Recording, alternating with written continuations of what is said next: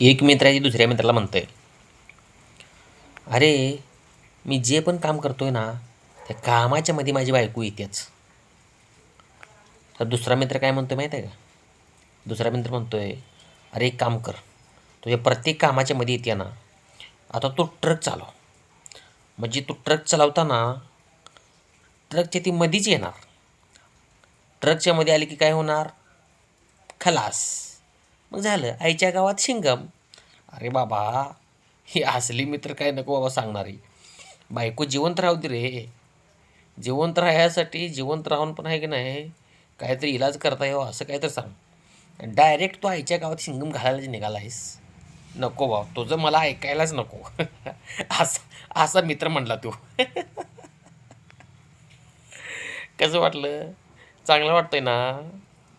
तर मग like, comment आणि शेअर करायला काय हरकत